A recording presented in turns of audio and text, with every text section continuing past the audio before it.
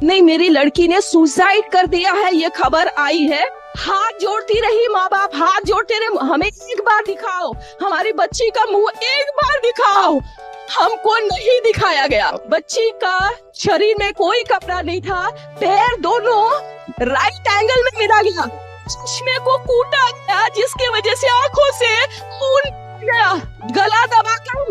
उस बेटी का बस एक ही लक्ष्य था, अपने माँ बाप का सीना गर्व से चौड़ा करना, जिन्होंने अपने सुख चैन की कुर्बानी देकर उसे आगे बढ़ाया था। वह पेशे से डॉक्टर थी, ट्रेनिंग डॉक्टर, जो पढ़ाई के साथ साथ डॉक्टरी की प्रैक्टिस भी कर रही थी। वह अपने पूरे देश में टॉप करके गोल्ड मेडल पाने का इरादा रखती थी।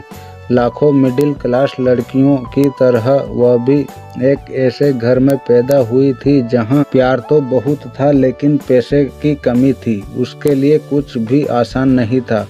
कोलकाता के भीड़ भाड़ वाले इलाके में शोरपुर के एक छोटे से स्कूल से लेकर कोलकाता के आईजी मेडिकल कॉलेज में पढ़ने तक हर कदम उसके लिए एक नई उम्मीद थी। अपनी बेटी को कामयाब देखने के लिए उसके पिता ने अपनी छोटी सी दर्जी की दुकान पर दिन रात मेहनत की, पैसे बचाए और उसने भी स्कूल कॉलेज में पूरी ताकत लगा दी ताकि उसका सपना अधूरा रह न जाए।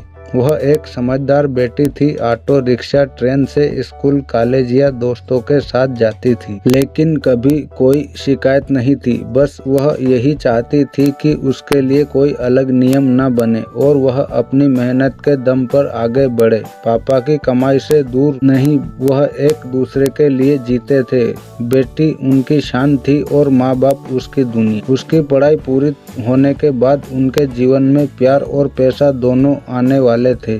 घर का कर्ज उतर जाएगा और पैसे की टेंशन खत्म हो जाएगी। माँ बाप, दोस्त, टीचर सब उसे फाइटर कहते थे।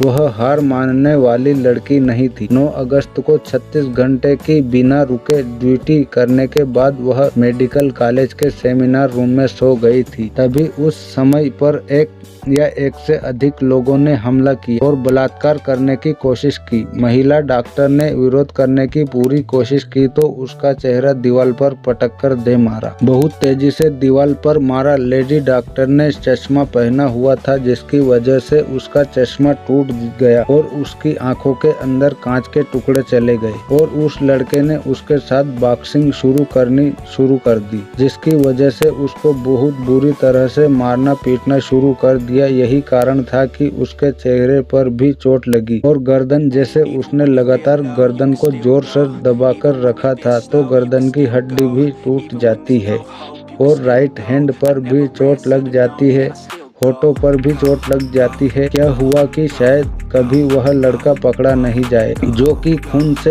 लथपथ संजय राय बुरी तरह से लगता है जैसे उसने लाश को ऐसा कर दिया। उसे देखने के बाद चीखने लगता है और चिल्लाता हुआ इस समय निकलता है। उसकी चीखें को सुनने के बाद आसपास जो भी काम कर रहे थे वह भी देखते हैं। वह उनकी आंखें खुली रह जाती है। आखिरकार हुआ क्या है? जो अधिकारी होते हैं वह भी पहुंच जाते हैं, देखते हैं कि उनके पास डॉक्टर ने अपनी जिंदगी को खत्म कर लिया है। इसके बाद माँ बाप आप सीधा हॉस्पिटल पहुंच जाते हैं, पर जो वहां देखने के बाद कहते हैं कि हम अपनी बेटी से मिलने के लिए आए हैं। आखिरकार क्या मामला है, क्या मांग रहा है? वह उन्हें थोड़ी देर आराम करो, बैठो, उसके बाद में बात करते हैं। इसी तरह इंतजार करते हैं, लेकिन माँ और बाप कोई सुधि नहीं ले रहा था।